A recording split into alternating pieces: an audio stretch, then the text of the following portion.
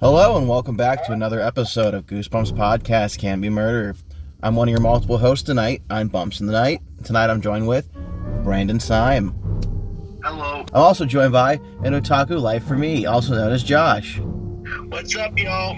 And last but not least, I'm joined by the Grinch, aka Goosebumps Centerton fan. Hi, Grinch. Yeah. Hi. What's this week's persona? Piano lessons can be murder. All right, yes, we are reviewing book number 13. If I'm not mistaken, this is like episode 18 or 19. I'm a couple episodes back, so I think right now I'm almost done editing episode 16, but we've done at least 3 since then. 20 episodes in. It's just crazy to me. I don't know. It's been a really fun ride, honestly. It's been a fast one, though. Yeah. When I did a kill count on this episode, I counted 20 if you're counting the hands later on in the book. Okay, interesting. Well, let me read the blurb real quick, and then we're going to get into it, okay? Okay. All right, so Piano Lessons Can Be Murder, number 13. When Jerry finds a dusty old piano in the attic of his new house, his parents offer to pay for lessons. At first, taking piano lessons seems like a cool idea, but there's something creepy about Jerry's piano teacher, Dr. Shriek. Something really creepy. Something Jerry can't quite put his finger on. Ah, look at the wordplay.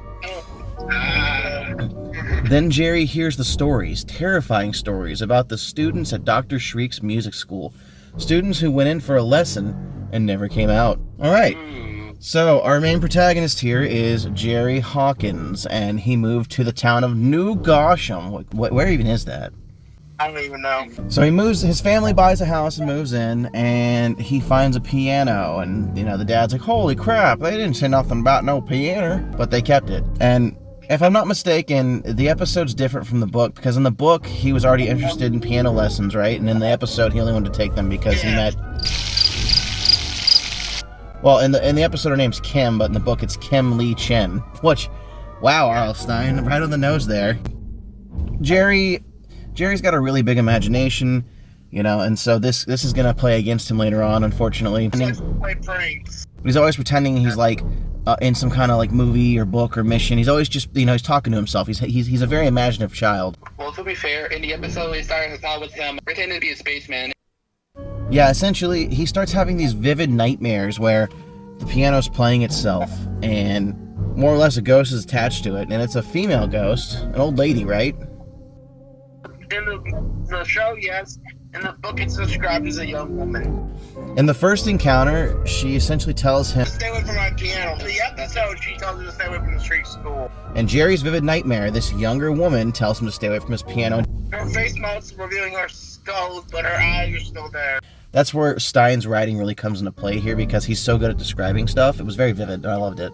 It really always has been very descriptive. They start paying for piano lessons, and it's interesting because the episode differs. When he starts taking lessons, he goes straight to the school, but in the book, he starts having Dr. Shriek come to his house. And what's weird is the interaction with him and Dr. Shriek is very off. Dr. Shriek had hungry eyes, which, okay, whatever that means.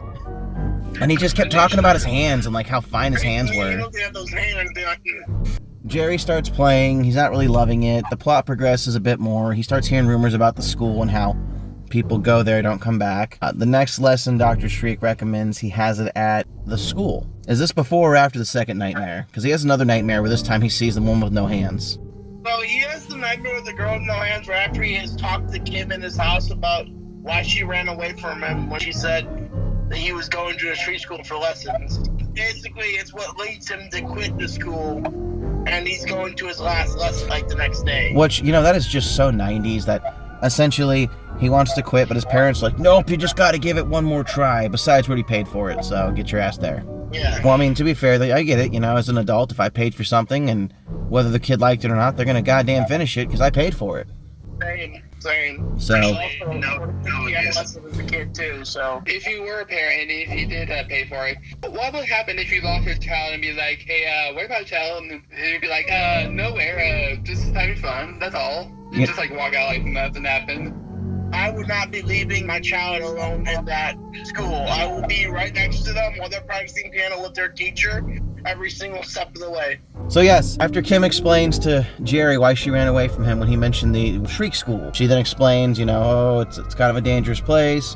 And then Jerry has his next nightmare. Josh tells us the ghost returned, the female ghost, and this time she's missing her hand. She's just got them nubs. Yeah, and she just basically says to him that, yeah, the stories that you just heard are true. And then Jerry's just like, Then he just screams and he wakes up. Parents find him, so. There was a cliffhanger I did enjoy where the first time he visited the Shriek school, he went down the wrong corridor and then a robot's coming after him and it's like, oh, there's this huge cliffhanger, like these glowing red eyes. And it's like, oh, it's just the vacuum cleaner that Mr. Toggle made. But okay, that's cool. Yeah. Mr. Toggle was creepy as hell too. Like, dude, like just what was with Stein writing all these creepy adult males? I don't know. Maybe Stein doesn't respect pianists. I'm reading the last of this book. It says, I'm not a great hitter, but I'm good at the field. Everyone says I have great hands. I'm so confused about that. What do you mean? He's just repeating what we've heard the entire book. So, Everyone's been saying he has good hands. Yeah. But it says I'm not a great hitter. How can you be a great hitter and have great hands? Well, Like, think about this. realistically, you wouldn't be a hitter if you didn't have great hands. That's not true. Actually, what comes from a great hip is not by your hand, it's in your hips. It's placement of your hands, but not like your hands per se. It's also stance, like Josh says. It's a hand-eye coordination. Yeah. Okay. Just curious. No, you're good, bro. You're good. We get to the point where Jerry's like, yo, Mom, Dad, I don't want to do this anymore. And they're like, okay, well, just go do the lesson. We're going to go do meth in the back alley. We'll come get you when you're done. And then he goes in, and he tells Dr. Shriek, listen, man, I don't like this. And he's just like, give me those hands! Dr. Shriek starts chasing Jerry, trying to chomp his fingies. So Jerry starts running from Dr. Shriek because he's just like on the hunt. And Jerry bursts into this auditorium where there's like 20 grand pianos playing themselves with floating separate hands. Playing them. First of all, if Dr. Shriek was rich, how in the world did he afford 20 pianos? Literally, I know this. Oh shit! He just found a plot hole, guys. It's not Dr. Shriek is the whole thing behind it. He's just a robot. But it is Shriek's school. If Mr. Shriek was real, how would he afford 20 pianos? You know, this is a good point. When they described the Shriek school originally, they describe it as a dilapidated building. What are the odds? At some point in time, it might have been a concert hall or maybe a instrument warehouse. It's possible. And maybe the pianos were already there, like the one in Jerry's house, because plot armor. And they say, it does say it looks run down, so. Yeah, well, good call, Grinch. I didn't even think about that. Thank you. Jerry runs in and sees these floating hands playing, and it's like, oh, that's some scary shit. And then Dr. Shriek catches him, and it's like, oh, that's some scary shit. And Dr. Shriek is just gripping his wrists, and he's like, I need your hands, Jerry. And he's like, ah!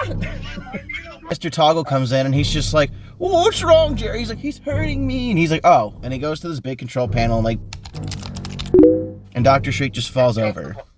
So at this point, Dr. Shriek just kind of shuts down, and then Mr. Toggle reveals that he's a genius, and he invents robots. Like the vacuum cleaner, Dr. Shriek is also a robot. He can make almost anything except a pair of working hands. Hands are too intricate to design, right? Yeah. What he does is, he kills people and takes their hands. Yeah. Why does that sound like a James Patterson murder novel? It does, though. It really does. I feel like I'm reading Along Came a Spider. Jeez. Anyway, Toggle reveals that, by the way, you know that he's a robot. That's cool and all, but I'm still gonna need them hands. And Jerry's like, Yeah. well, I ain't running these hands. And Toggle's like, the f*** you aren't. So, Get those hands, Jerry. as Toggle then grabs Jerry, the ghost appears. Carry Mr. Toggle off screaming into the dark forest. Real Villain's mom shows up at the ghost and tells him, hey, you shouldn't do this. Okay, yes. So to recap, the ghost from the dreams that Jerry was having shows up. Turns out the ghost is Toggle's mom. Toggle's mom then scolds him, and then with the power of other ghosts who, you know, because he's cut off multiple people's hands here. So a pack of ghosts, or what do you call a group of ghosts? A ghost mob. Okay, well, screw it. A ghost mob appears, nubs and all, and then, like Josh says, they drag Toggle off into the woods. Which differs from the show, because in the show, his mom shows up and then just forces him to play until he dies. Mm-hmm. Which, They play and practice for all of eternity. here's the thing. The human hands, how did he make them do that? they weren't robotic, they were human hands. How did he program them to play the pianos like that? At that point, you could basically say they attached electrical impulse things, because that's all you really need to work with ligaments is electrical impulses. I just feel like, in the grand scheme of it all, it doesn't really work in my opinion. Yes, I understand what they're doing. Yes, I understand it fits the theme. Yes, it doesn't have to make a lot of sense because it's a Goosebumps book, but at the very end of the day, I just don't get the concept of why he's got these hands playing with nothing. It'd be different if he had robots, and all the robots, had human hands like Shriek did. Makes sense. That would make sense. But this just doesn't make sense, because one, they don't go into depth and explain like how they're all playing, which again, I guess they don't have to, because I guess you're explaining the way the magic, but still, just a little more detail would have been nice. We get to the end of the book, and Jerry has stopped playing piano, and now he's interested in playing baseball, and that little quote about, everyone tells me I've got great hands. It's like, okay, listen here, don't get an ego. I know that we used the book to name our podcast, but honestly, it was not a fantastic book. It was okay. It was definitely a middle-of-the-road book for me. Josh, you seem to have liked it more. Why don't you tell us what really encapsulated you? I just find the story more interesting. I think all four of us here, I'm the one who actually took piano lessons as a kid. I remember reading this book right after I started my lessons, and I was like, and my teacher was kind of weird. She was an older lady, and I'm not gonna lie, there were moments where if you messed up, she would hit your head with a ruler. Oh, so you had some old nun teach you. But I can play Trotsky pretty well now, so... Can you play chopsticks, though? Yeah, somewhat. I see. Well, with that being said, the episode had very few differences from the book. They were both just kind of meh. Wasn't the worst one. The effects are definitely dated. Okay, in Watch Mojo's video, 20 worst fates than death in Goosebumps, this was on it. Fun fact. Watch Mojo sucks. Yeah, I hate Watch Mojo. That's why you shit on my point. That made me forget to tell me about Watch Mojo. I feel like I'm on crack right now. Why? Do you do crack often? Why? No, it's just like the way you guys talk. It sounds like we're in an old '90s era. No. They're fine. They're just an angry old couple that have some issues. You're goddamn right. And I'm all here for it. Let's cue back in. 90s episode was different than the end of the book.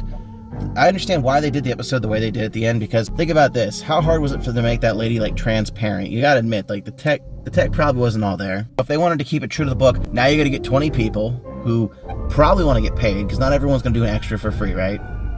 So now you gotta source 20 freaking people, make them all invisible with the same tech, and then have this weird scene where they drag them off into the woods. And I guess maybe it just might be a little too scary for kids, because think about it. After the Haunted Mass, they kind of really started chopping down on what they let into the episodes. He does get carried away streaming, so pretty sure that'd be traumatizing for kids. But it would have been so good. It would have been so good. Yeah, but this is the same show we're talking about. Who a dummy falls into a chipper, for crying out loud. Did Slappy get chipped? And a dummy, remember? Oh, yeah. I was thinking of the lightning beam. Slappy's he's a dummy. He's not a person. But he does look like a person from afar. If a person doing it, then yeah. Yeah. But no, you're right. Honestly, I think it was too Nightmare Fuel and probably a little too close to Are You Afraid of the Dark, so that's why they didn't jump on that. But it would have been sweet.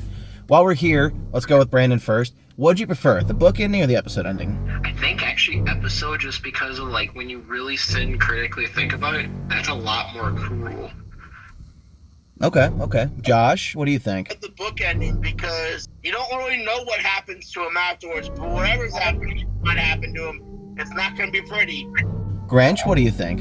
It's a mix. So I like the episode anymore, but also the book. It's just somewhere in the middle. Okay, that's fair. I personally also enjoyed the book more than the episode's ending, just because it was a lot more dark. To be fair, looking back at Josh's point, it is more cruel to have to play it forever, but being dragged into the woods by all the ghosts you murdered to get murdered, that's pretty brutal.